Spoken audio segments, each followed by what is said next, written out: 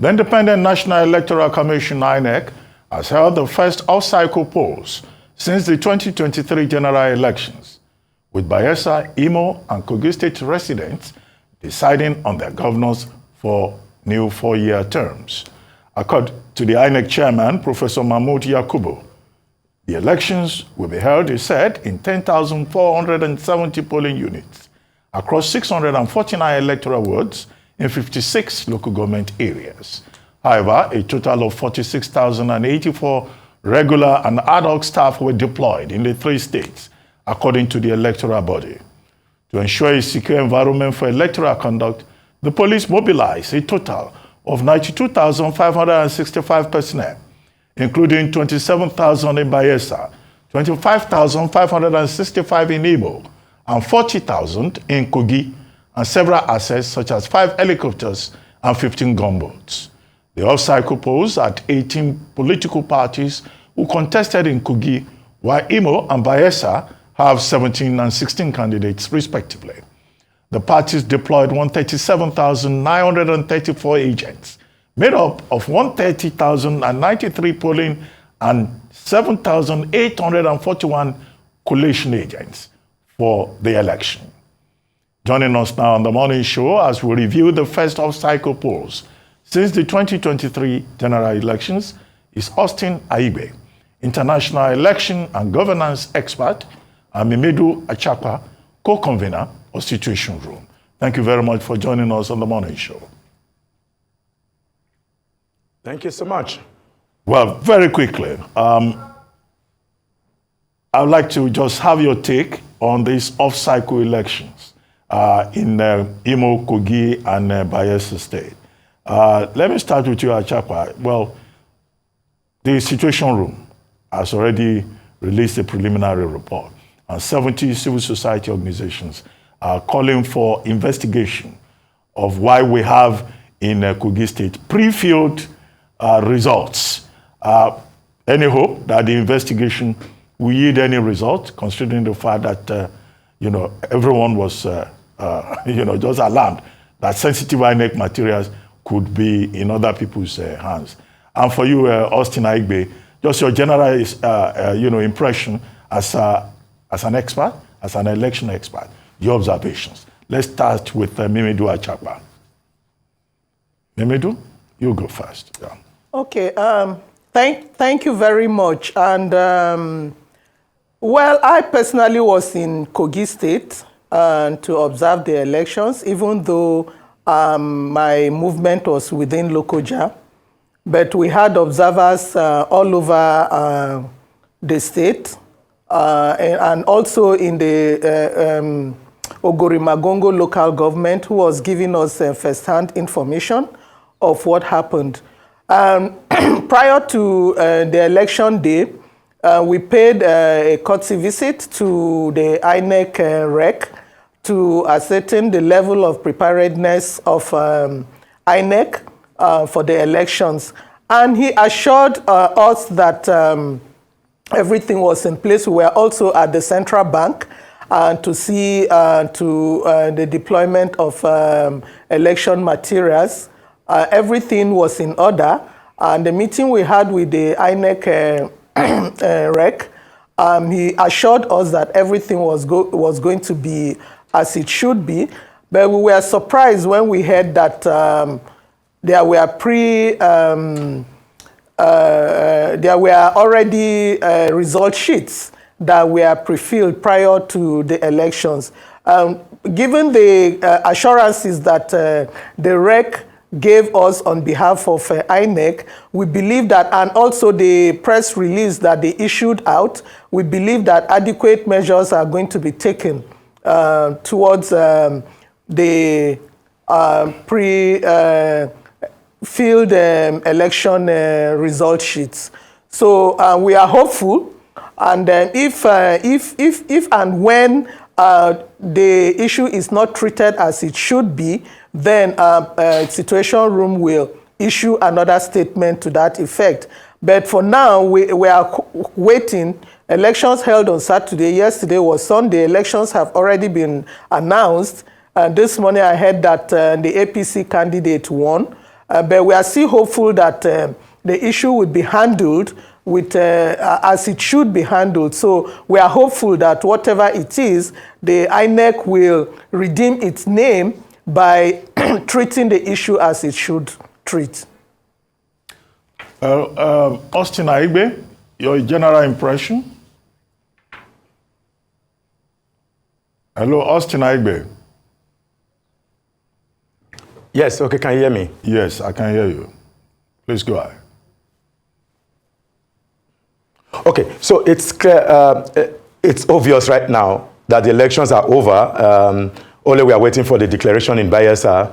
What interests me most is the very fast pace of the declaration in Imo State. I was wondering, I did my own kind of calculation that declaring election by 10 a.m., about 10 a.m. on Sunday morning was really very fantastic. And I would love to know the innovation that happened, because that state didn't operate electronic online transmission of results. I mean, it was manual transmission of results. Let me give you a picture of how transmission look. Election voting happened at the polling unit, and it ends, give and take, about 2:30. From 2:30, a lot of tally will need to happen, a lot of procedure, the rituals of closing ceremonies will need to happen at the polling unit. Let's say give and take, that's about an hour. Movement from polling unit, let's say 3:30. Each of the polling units will have to move to the ward collation point. And that ward collation point is a central location where all the polling units in that ward converge. Let's assume that 10 polling units converge in that polling unit. Give and take, they start collation around 4 o'clock. Assume 10. Each of those polling units declaration will take maybe close to an hour to clear them out, because you have to, if there are issues, particularly where there are issues of discrepancies with the data, ballot papers, it has to be cleared. Give and take that the collation at the ward level took them up to 7 or 8 o'clock, maybe 8 p.m., let's say 8 p.m. All of the ward locations, we have to move to the local government point. Local government, if there are 10 wards in the local government, it has to go to a particular local government location for that tabulation before it comes to the state. I'm wondering that the entire night was used to do all of those, and by 10 a.m. in the morning, results were declared. What a fantastic process. But we just saw in Bayelsa, in Kogi, that only a few hours ago, the results were declared, and we are still waiting for Bayelsa. This election has thrown up another level of conversation post-2023 elections because of the dynamics it brought to bear.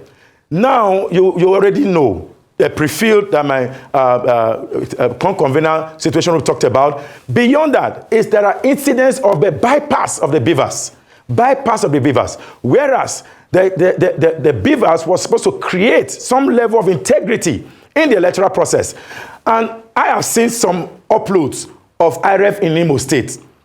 And I asked Nigerians, because it's on an open portal, I asked Nigerians to go on and check. You may not be able to check all of it. There are about almost 95% upload already in Imo State, which is fantastic, fantastic. But pick each of those results one by one to see results displayed on those portals. It will amaze you. A particular candidate where you have about maybe 500 voters, a particular candidate will have about 490. I don't know how realistic that is, but just to say that politicians have learned the rope, and they've truly learned how to undermine processes. And it's painful that the commission, INEC, who deployed these integrity processes, are not able to stamp and ensure and blow the whistle, the right whistle. And I repeat again, the right whistle. The moment prefilled results were declared or observed and to be true, one will expect that an umpire should suspend processes and investigate, because if you find one is enough, that there may be others more than one. Now, election has been announced, the candidate winner returned. What this means is that even though the Electoral Act also provides for a 7-day period to review declaration, I think that those who are aggrieved may utilize this process, and INEC truly need to inform Nigerians, not just Kogi citizens or voters, inform Nigerians, because this is a national project. election is not only for states, because whatever happens in one state has the possibility of snowballing to another state. And this worried me very quickly, because what is happening now, our electoral system is gradually sliding back to the days of 2007, when you don't need a BVAS, you don't need an IRF. With the improvement we have made, we should not be returning back to 2007. But apparently, the sad reality, Achakpa, is the fact that we've returned to those days. You can hear the complaints of the governorship candidate of the Labour Party in Imo, that he said that some of the INEC officials said they were not going to turn on the BVAS. That's number one. Number two will be, another question we're not answering is the fact that why will INEC now go ahead and declare a result after I said elections should be suspended in some areas? And why will, in the first place, for an election like this, the sensitive materials of INEC is already pre-filled and is in the hands of other people? Why will that even happen in the first place? I mean, these are the questions we're asking for both of you, please. As Achakpa first, you go first, and afterwards we'll have you, sir. Okay. In terms of the BVAS, for us, we noted that the functionality of the BVAS, most of them were optimally functional across the three states. And however, there were cases of malfunction in Imo and in Imo State, and specific local governments. One of it is, I think, is Okpokuma and Ekeremo. And also in Kogi State, we had Waja Ward in either local government areas. But I think as observers, what we ask our observers to do is, when things like that prop up, you escalate the issues to our the technical room, so that the technical room will further escalate that to INEC to fix the BVAS. But I mean, when we met with, for instance, in Kogi State, when we met with the REC, he assured us that the BVAS were pre-tested before deployment into the field. So we are surprised now that some of the BVAS malfunction. But again, these are machines that can, any technical issue can arise in the field. But at least for this election, we are happy that the BVAS did not malfunction in the magnitude which they malfunctioned during the general elections. On the pre-result sheets issue, I think it depends on individuals. But again, INEC, the onus lies with INEC to have firmly imbibed in its staff that were posted, be they the actual staff of INEC or ad hoc staff. Because in most of the polling units, there were coppers that were posted there. So for a copper to have been caught with an amount of 1 million naira and a pre-filled result sheet shows that INEC did not properly do its job. And that is why we are calling on INEC to review what happened and treat the issues on as they should be treated in terms of the election pre-election result sheets that were apprehended. The situation room thinks that there were also other reports in other polling units of similar cases. So, and the uploadment of result sheet on the IRF portal, I personally observed that some found it difficult to upload the result sheet. So we are calling on the INEC to thoroughly investigate these incidences, so that in order to preserve its own integrity and the integrity of the elections generally. All right. Do we have Mr. Austin Aigbe there? Okay. Another question. Yes, he's here. Okay. Yeah. Okay, so can you just tell him there to answer the question he was answering before, the first one I asked him. So please, Mr. Austin Aigbe, real quickly, well, you were answering the question before we went on that short pause. Please, can you continue what you were saying as regards the issues I laid out? Okay, so... Yes, go ahead, sir. So I was saying that the question you ask is a question that everybody is asking, the question of the why. And the more you ask those questions, the less you receive answers. How is it possible that a sensitive material, as sensitive as the Form EC8A, the result sheet, will get into the wrong hands and be deployed to the polling unit in a way systematically to influence the electoral outcome?